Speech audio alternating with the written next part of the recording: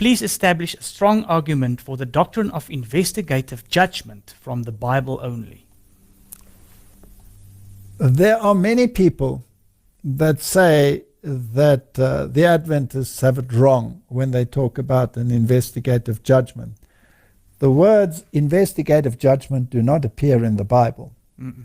But that doesn't mean that the principle of an investigative judgment does not appear in the Bible. Yeah. Any court of law has various phases of activity. When a case is brought before a judge, there is first a discussion as to whether the person is guilty or not. In other words, there's an investigation. Yes. Right? You might not call it that, but that is actually what takes place. That's what a court case is all about. And once that investigation has been carried out, then there can come a pronouncement of judgment. And after the pronouncement of judgment, there is an execution of that judgment. In other words, you have an investigation, you have a pronouncement, and you have a execution of judgment, executive judgment. Those are the phases of judgment. So, what about the Bible? Does it speak about these issues in any way? So let's look at it carefully.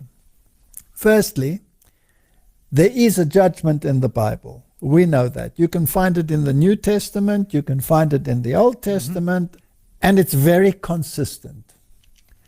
So there is a judgment. Let's read a few verses. Ecclesiastes 12 verse 13. Let us hear the conclusion of the whole matter. Fear God and keep his commandments, for this is the whole duty of man. For God shall bring every work into judgment with every secret thing, whether it be good or whether it will be evil.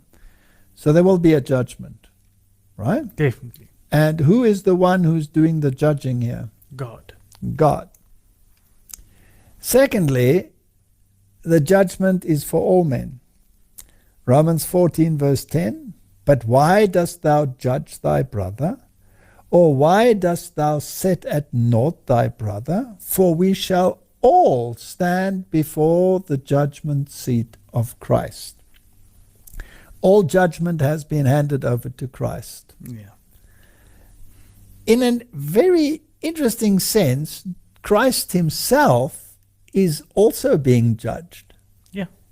Because there was a war in heaven, and Satan accused the government of God. In other words, he accused Jesus Christ of unfair practice by eliminating him from heaven and yet providing redemption for Adam and Eve. Yes. So Christ and his righteousness, his correct doing, are also, in a sense, being judged. Now, the third point is the judgment will be for the righteous and the wicked. Ecclesiastes 3:17, I said in my heart, God shall judge the righteous and the wicked. For there is a time there for every purpose and for every work.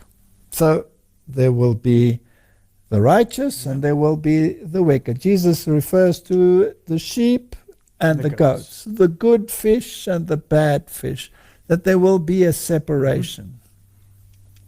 So we have established there is a judgment. The judgment will be for the just and for the wicked. Nobody is excluded. We will all stand before the judgment seat of Christ. And Paul makes it quite clear, you cannot, as a human, determine the motives of the heart. Leave that to God. Leave that to God. Now, the fourth point is, there will be an investigation for the books of record are to be opened. Right? Yes. Daniel chapter 7 verse 10. Well, we can read it here, but we can also go to the Bible. Correct. I always like going to the Bible directly. And we can look at the book of Daniel. And we can go to Daniel chapter 7. And interesting, in chapter 7, he describes these creatures, these beasts that arise, these kingdoms that will arise. Mm-hmm.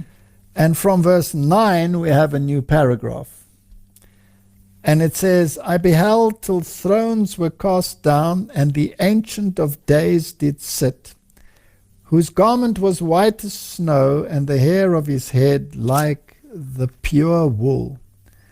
His throne was like the fiery flame, and his wheels as burning fire. A fiery stream issued and came forth from before him. Thousands ministered unto him, and 10,000 times 1,000 stood before him. The judgment was set, and the books were opened. Now, Martin, where does this scene take place? In heaven. It takes place in heaven, and books are being opened. Yep. Now, what books are these? There are various books mentioned in the Bible. Mm-hmm. There is the book of life. Yes. And by the way, who is written in the book of life? Every person. Every single person is written in the book of life. So Christ died for all. Yes. But can your name be removed from the book of life? Unfortunately, yes. Unfortunately, yes. And that will be based upon what? Your acts, your deeds, and your decisions. Yes. Right? I beheld, then because of the voice of the great words which the horn spake, I beheld even till the beast was slain and the body destroyed and given to the burning flame. So while this scene is taking place in heaven, there are great words being spoken down here, Mm-hmm. and he looks through the stream of time even to the point where that entity will be destroyed. Yes. So basically, Daniel 7 tells us about a judgment scene which takes place in heaven, and books are being opened. Now, what would be the purpose of opening books? To glance at it and look at it, read it, see what's going on in there. And to investigate Yes, whether investigate. someone is in the book of life or not in the book of life. Yes. Are there deeds of such a nature that they will not be scratched out of the book of life? Did they have faith, etc.? So Luke chapter 21 verse 36 says, Watch ye therefore and pray always, that you might be accounted worthy to escape all these things that shall come to pass, and to stand before the Son of Man. So in other words, the time will come when you will stand before the Son of Man and give an account. Mm-hmm. But the books have already been studied in heaven prior to that. Prior to that. Okay. The fifth point is, there will be a pronouncement of the verdict. So there must be an investigation. The books were opened.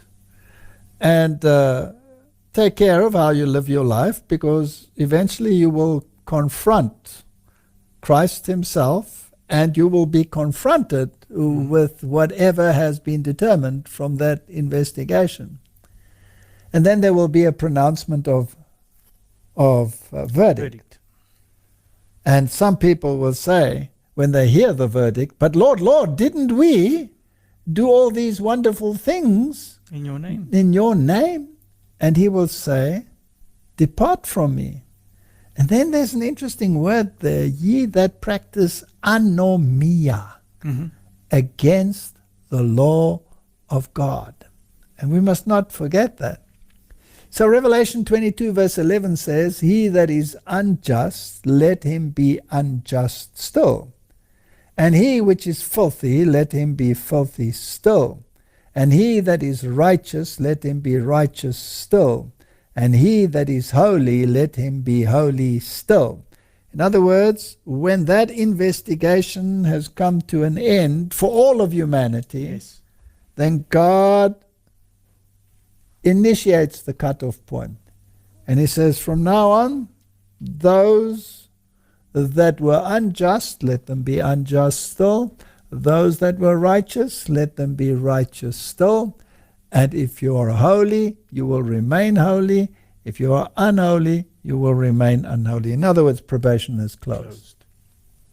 So that is a final close to the entire judgment scene. Revelation 22 verse 12 says, "And behold, I come quickly, and my reward is with me, to give every man according as his work shall be." So here's my question. He says he's coming quickly and he brings his reward with him. What is that reward? Well, it will be either eternal life or eternal judgment. Okay. It's the verdict of the whole investigative judgment. Okay. So this decision must take place when? Prior? Yes, prior. Or after his coming? Before. Otherwise he cannot bring his reward with him, Can't right? come with the reward, yeah.